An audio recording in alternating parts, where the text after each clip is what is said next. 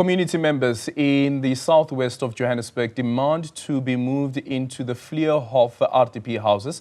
They argue that the structures have been standing unoccupied for years while they need shelter. Newzroom Afrika's Nqobile Madlala has more on that story. Nqobile, very good morning to you. Thank you so much for making time for us this morning. Tell us about the project that is behind you and why it is that residents have not been allowed to move in as yet. Well, Aldrin, as you can see, this project is basically over 200 units that are here. And we know that it was under Parkstower, who was a mayor at that point, that the city started this project as a Fleurhof RDP housing.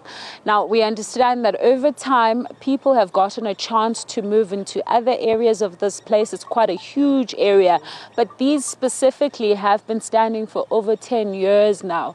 And the people say that they've been standing for quite some time. They need shelter and they've been wanting to move in. And so they eventually did move in, but they were evicted just recently. And they have taken all their fights to court. But what we understand is that most of the people that demand to move into these RDP houses say they've been basically on the waiting list since 1996. And this is a major issue because a lot of them have been waiting to be called, waiting for SMSs. And it's been a lot of changes with the mayor under Herman Mashaba. The RDP houses also were said to have funding issues, and under Joff, the late mayor, at some point they gave about 100 more people these houses. So there's been quite a lot that's been happening on the ground. But I'm joined by community activists and, of course, as concerned residents. They're going to tell us a little bit more about this issue. Mama, you're saying to me that there are people that want to move in that were evicted just last week. Tell us why. Sanbonani, my name is Matsepo. People were evicted because they were told to they don't deserve these units. It becomes a sad story because for the past 13 years or more, this development has been standing with no one being allocated. Now, the question that we need to ask is, how long should South Africans wait for them to be allocated houses? The next question is, we need to follow certain processes, which our people have done so.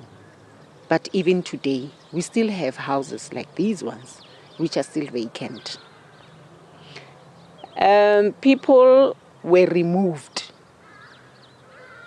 and it becomes a sad story because we are talking about mothers. We are talking about brothers and sisters who don't have anywhere else to go.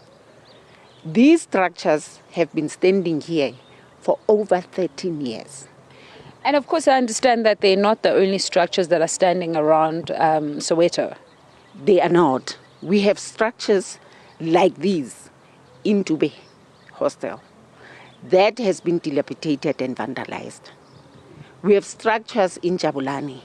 We also have structures in, everywhere. In Pimville, the same story happened. How long should we wait as South Africans for us to deserve adequate housing? I mean, it becomes a problem to have a structure of this kind, to be standing like this with no one else to occupy.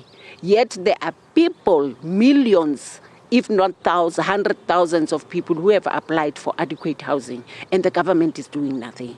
Now we are saying the people who have been evicted must be moved back to these properties. How do you evict? And if you evict, there is a process and a procedure that the government must follow, which has not been followed. People were just removed without proper documentation, without the law being followed. All right. And I get that some people have been obviously evicted and they still want to come here. Tell me what's been happening over these days. The people that were evicted here, where are they? Some of them, they used to sleep outside, but because it's now cold, they've decided that they must follow the procedure as they were asked to do so. So the unfortunate part is whatever action that they're taking, no one is trying to help them. They went as far as the court. Some people were arrested.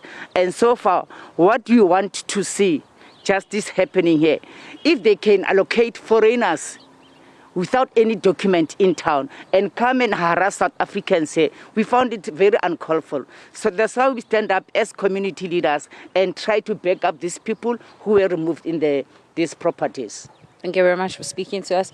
Well, Aldrin, those are community activists speaking to us about the issues that are faced by people who live in this area. And they're basically saying that they require a place to stay. And they're demanding that they be given that chance to stay in some of these apartments that have been standing for over 10 years.